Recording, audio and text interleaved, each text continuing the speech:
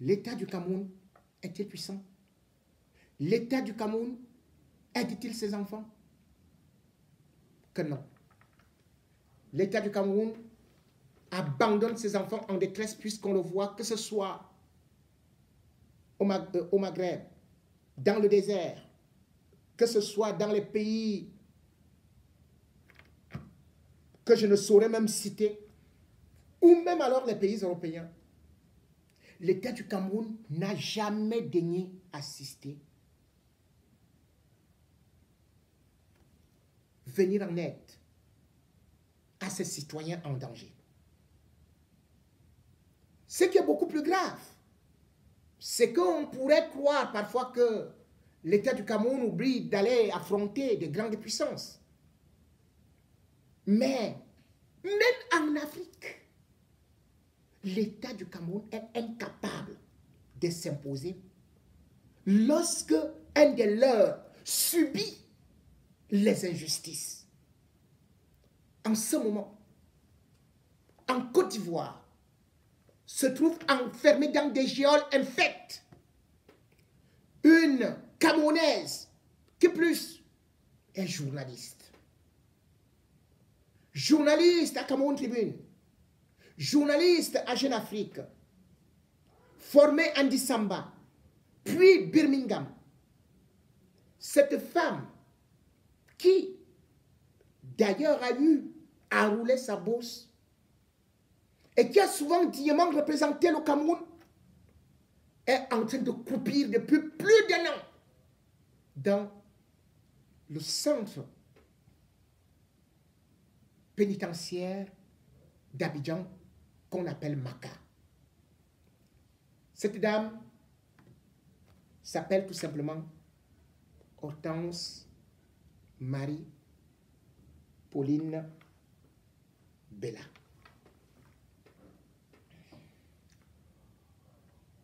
Hortense Marie Pauline Bella est en prison dans des conditions inhumaines et incroyablement injustes. Voilà une femme qui est partie rencontrer quelqu'un, un Ivoirien, en 2002 en Guinée équatoriale, où elle travaillait déjà comme sous-traitante et où lui, il était également en train de faire les premiers pas à travers Bouygues. Et puis, ils vont faire un enfant. Cet enfant, elle va décider de venir accoucher à Yaoundé le 15 août 2009. L'enfant va naître dans de bonnes conditions, mais le couple ne va pas fonctionner dans la mesure où, en 2011, le père de l'enfant, qui ne l'a jamais reconnu officiellement, va déclarer devant un commissariat à Malabo qu'il n'est pas le père de l'enfant. À cette époque, âgé de 20 mois, l'enfant est traumatisé et perd sa langue. Il sera donc suivi par un orthophoniste et puis un neurologue français. Et puis on va conseiller à Pauline Bella, je préfère abréger comme ça, de se rapprocher du père de l'enfant pour que l'enfant retrouve une certaine stabilité. Elle va donc arriver en Côte d'Ivoire en 2016. Et c'est là où son enfer va commencer. En 2017, alors qu'elle sent que l'allure et surtout les habitudes sont incompatibles avec son amant, elle décide de se mettre à l'écart. Et c'est en ce temps que le sieur Évrard va décider d'enlever l'enfant. Il va échouer. Mais beaucoup plus tard, il va multiplier des agressions, des actes violents et des actes de chantage. Cette jeune dame ira d'ailleurs se plaindre à plusieurs reprises pour ses comportements, d'autant plus que le père en question n'est pas capable ou bien refuse d'assurer justement ses responsabilités. Il faut rappeler que ce père travaille avec une grande société qui fait dans des routes, des constructions, les réhabilitations des immeubles ministériels et également aussi il travaille même avec la première dame de la Côte d'Ivoire dans la fondation. Mais malgré ces 10 millions de salaires mensuels, sans compter les avantages, et malgré la condamnation auprès de la justice ivoirienne en juin 2019 de payer une pension alimentaire de 200 000 francs, puis 600 000 francs pour son fils qui allait dans une école française, eh bien ce dernier ne va pas s'y soumettre. Il va plutôt multiplier encore des exactions, des menaces, des bastonnades, jusqu'à lui faire perdre 2 dents. À l'instant où je vous parle, cette dame qui a remporté, pourtant devant la juge des affaires familiales, le procès devant son mari violent, cette femme qui a des témoins, tels que le CCDO, donc le lieutenant Diomante, chez qui elle est partie se réfugier parce que lorsque elle a été violentée par son amant, elle est partie se réfugier au niveau de l'école de gendarmerie de Cocody, qui est à 300 mètres de chez elle. Malgré tous ces documents qu'elle a, et malgré l'interdiction de la justice ivoirienne, qui a demandé à son amant de ne pas mettre pied dans son domicile, de ne pas lui envoyer des SMS. Malgré toutes ces interdictions, cet homme a tout balayé jusqu'à aller l'agresser. Et finalement, c'est lui qui accuse la femme d'avoir défoncé sa vitre arrière. Elle sera donc arrêtée. La première fois le 16 octobre 2020. Puis détenue jusqu'à 20 h. Et pendant qu'elle est détenue, le commissaire du 8e arrondissement, un certain Koulibaly Hassan, complice de son amant, va venir chez elle pour récupérer l'enfant alors que la justice a accordé la garde exclusive de l'enfant à la Camerounaise et l'enfant est camerounais puisque cet enfant qui s'appelle Mundouga, Luc Evrard, n'a jamais été ivoirien. Il va tenter de venir l'enlever à 2 reprises avec ce commissaire-là. Mais compte tenu du fait que là où elle était détenue, il n'y avait aucun élément contre elle. Et parce que son amant disait déjà qu'elle se trouve en prison et qu'elle devrait déjà récupérer l'enfant, eh bien, il sera déçu lorsque cette femme va réapparaître. Libérée à 20 h, elle va récupérer son enfant à l'école. Le 27 octobre, alors qu'elle se retrouve au CHU de Cocody, elle reçoit un coup de fil pour qu'elle se rende au niveau du commissariat se faire entendre sur la tentative d'enlèvement de l'enfant. Elle est donc convaincue que c'est parce qu'elle a porté plainte contre son amant ou bien le père de son enfant que c'est sur ça qu'on allait l'entendre. Elle arrive là-bas, la machine s'emballe, Parce que l'homme lui dit, tu n'es pas chez toi et je vais te montrer qui suis-je. Voilà comment est-ce que cette femme, sans la moindre ordonnance, se retrouve déposée en prison le 28 octobre 2020. Et quand elle arrive en prison, là-bas encore, c'est notre chemin de croix. Parce que elle n'a pas de lit. Il fait chaud.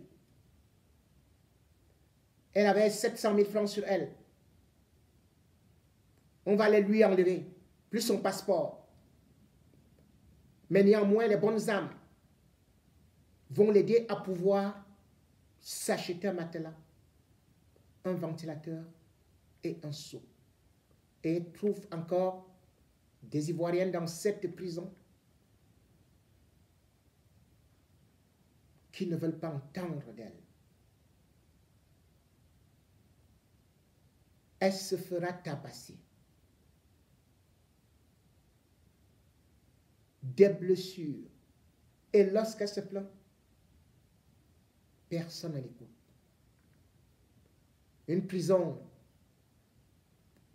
avec 45 femmes pour 10 lits. Cette femme qui brillait, Marie-Pauline Bella, est devenue un légume, l'ombre d'elle-même. Elle a attrapé l'eczéma. J'aurais de la peine à vous montrer certaines photos. Parce qu'elle ne suit même pas un traitement. On le lui refuse.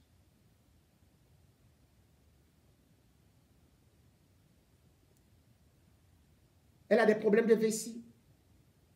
Malgré le fait que le médecin de la prison ait demandé 4 fois des évacuations pour qu'elle aille au centre hospitalier universitaire de Cocody, on les lui a refusé. Cette femme, son enfant a été arraché par son mari. Pas son mari, mais par son amant, ancien amant, père de son enfant. Placé, semble-t-il, dans un orphelinat à Belgerville. Elle a reçu la visite du bâtonnier qui lui a demandé des provisions d'1 million. Elle a pu trouver 470 millions. Il est porté disparu depuis le mois de juin. Il a fallu attendre le 2 mars 2021 pour qu'elle soit entendue pour la première fois. Soit près de 4 mois de détention abusive. Alors que la loi ivoirienne dit que dans de tels cas, c'est maximum entre 10 et 60 jours. Et aujourd'hui, cette femme est toujours en prison sans avoir été jugée. Parce que le juge d'instruction Kofi, un autre Ivoirien, s'en fout. Et on lui reproche aujourd'hui soit d'avoir des accointances avec une certaine chaîne de télé qui n'aime pas Ouattara, ou alors d'avoir créé un journal en ligne où elle aurait été hostile au régime en place. Ce qui est absolument faux. Mais ce qui est encore beaucoup plus grave, c'est que cette jeune consoeur a saisi l'ambassade du Cameroun à Abidjan.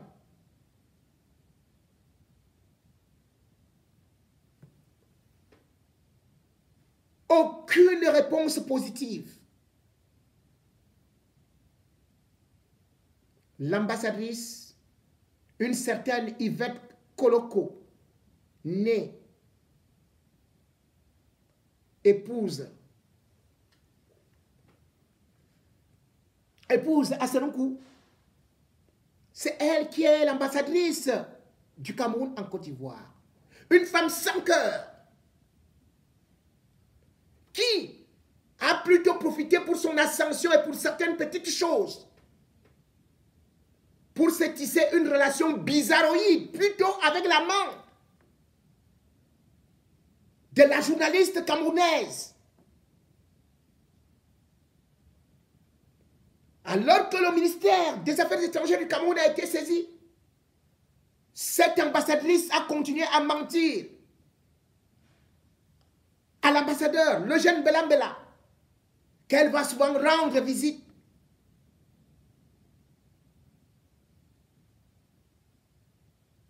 À Marie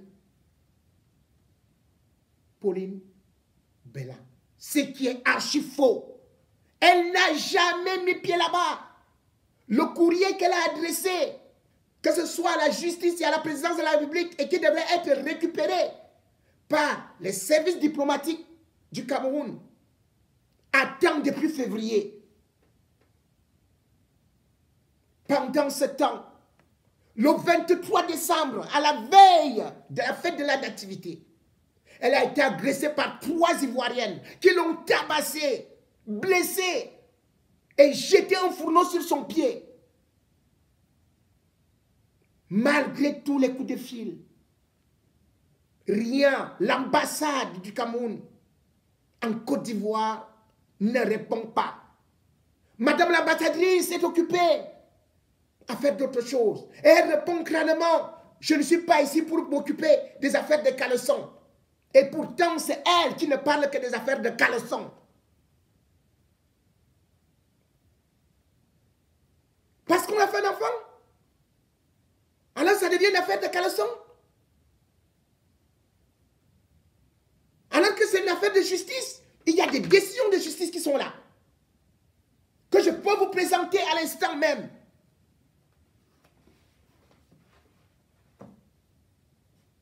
Vous abandonnez toute une Camerounaise. Et d'ailleurs, combien de Camerounais sont abandonnés en Côte d'Ivoire? 40 000. Parce que cette ambassadrice ne sert à rien. D'ailleurs, l'ambassade du Cameroun en Côte d'Ivoire, c'est comment? On n'y entre même pas. C'est fermé, hermétiquement. Vous voyez juste un vigile à qui vous parlez, qui va transmettre. Je vais prendre quelques petites choses, même comme ce sera un peu. Regardez, certaines photos, je ne peux pas les présenter, mais d'autres. Regardez le corps, la cuisse de cette dame avec l'eczéma. Des bestioles qui la mangent. Là, elle est couchée par terre. Elle est à côté de la mort en ce moment. Son état de santé ne fait que se dégrader. Et l'État du Cameroun, l'ambassade du Cameroun, à Abidjan, abandonne une journaliste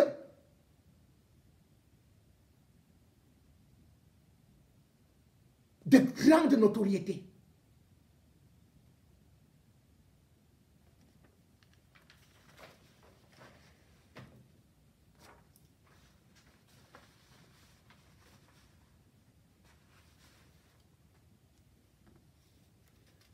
Ce monsieur raconte, monsieur Zadi, Luc Évrard,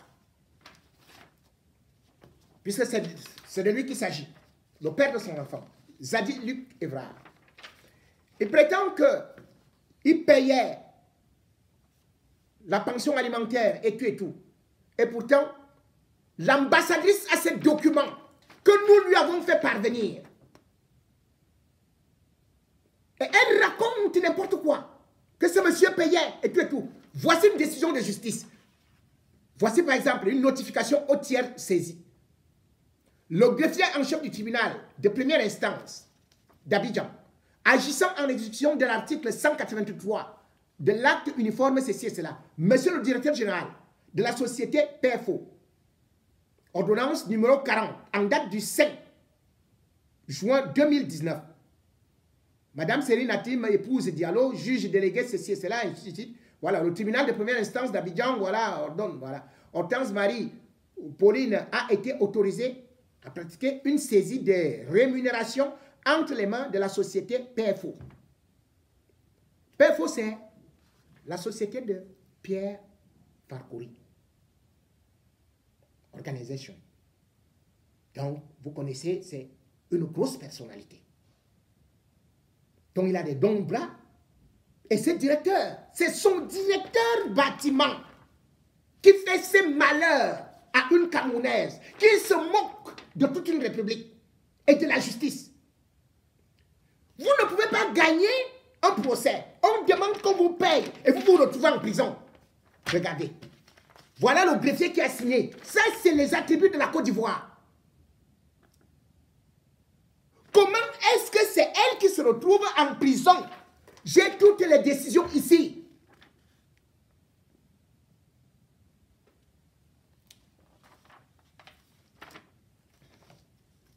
Voilà par exemple ici, la somme d'1,200,000 francs CFA, représentant les encours des mois de janvier, février en mars 2019, ainsi que les frais de scolarité de leur fils pour l'année scolaire 2018-2019.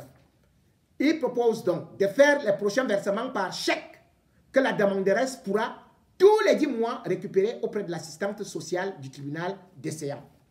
Voilà ça. Et le sieur Zadi, Luc Evrard,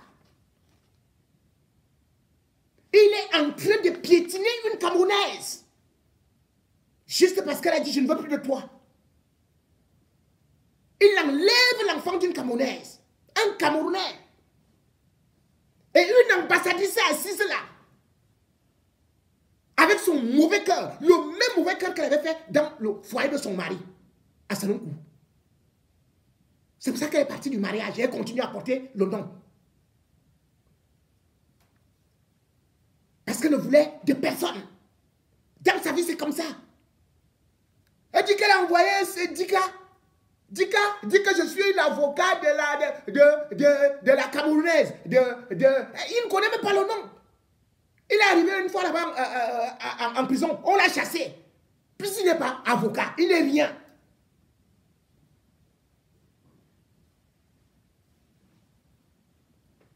Comment peut-on être si méchant? Comment peut-on abandonner une jeune maman qui ne revendique que la protection de son enfant? Puisque c'est Zadi, Luc Evrard, lui-même était un enfant qui avait été abandonné par ses parents. Sa mère avait fait, je crois, 6 enfants. Avec des parents différents, et finalement, ça n'a pas bien marché. Et il a été élevé par sa tante. Et il est devenu traumatisé. Donc, voilà quelqu'un qui doit faire plutôt un suivi psychologique. Il a un danger pour cet enfant.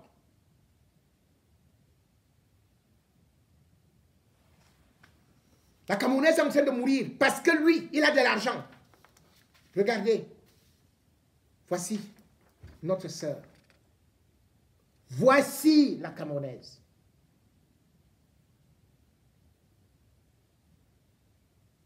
Qu'est-ce qu'elle a fait? Elle a tué qui? Et puis pourquoi est-ce qu'on ne la juge pas? Elle demande le jugement. Si vous l'arrêtez, mais jugez-la. Pourquoi vous ne la jugez pas? Pourquoi la justice ivoirienne refuse donc de la juger? Et puis pourquoi est-ce que vous avez retiré les documents qui étaient dans le dossier? Et les avocats ivoiriens viennent encore l'escroquer, y compris le bâtonnier. Mais c'est terrible. Voilà un certificat médical. Ça, ce n'est pas moi qui l'écris.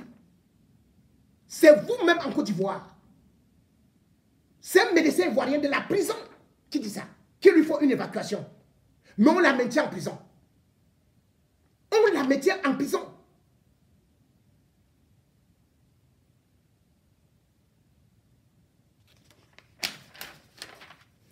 Moi, tout ce que vous voyez, c'est des documents que je peux vous montrer comment est-ce que cette affaire s'est passée.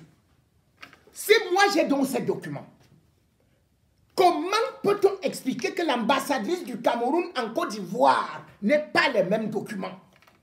Elle les a. Mais elle ne fait pas son travail. Elle refuse de faire son travail. Parce qu'elle préfère plutôt aller boire un coup avec la main de la Camerounaise. Elle préfère plutôt faire le tacler par derrière. Non, mais c'est pas possible. C'est pas possible. À une certaine période, c'est injustices que vous créez. Et d'ailleurs, elle a écrit au président de la République, qui n'a jamais répondu. Ni à Chantal Biya, elle n'a jamais répondu. Mais elle n'a jamais répondu. Cette fille est la petite sœur de Charles Tangana, le chef supérieur des Ewondo.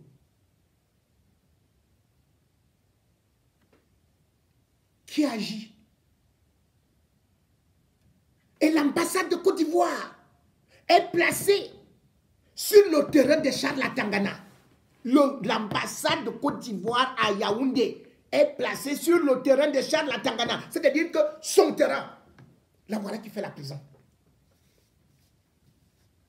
Dans cette prison-là, elle se retrouve avec des grands criminels, des gens qui font des trafics d'êtres humains. Une journaliste qui n'a tué personne. Et après on dit que non, elle avait cassé la voiture alors que il est prouvé que la voiture allait plutôt l'écraser. Qu'on est parti la menacer chez elle, qu'on est parti la tabasser chez elle. On préfère maintenant écrire que non, elle est partie agresser un homme au lieu de son travail à 21h, un lundi. Mais, alors que les bureaux ferment à 17h, à quel moment? C'était la sorcellerie. Et il y a les témoins qui étaient là le jour où il a agressé. Les gendarmes ivoiriens étaient là. Elle est partie se réfugier là-bas. Le CCDO, c'est-à-dire que la police d'interposition était là. Elle porte plainte pour agression. Au lieu qu'on juge l'autre, c'est elle qu'on enferme. Où est la plainte qu'elle a portée? Et pourtant, je dis bien que cette plainte est là. Et ils ont bien reçu cette plainte. Il n'y a jamais eu de suite. Injustice. Mais aussi, n'oubliez pas que le mal que vous faites à autrui, vos frères vont aussi subir ça dans d'autres pays.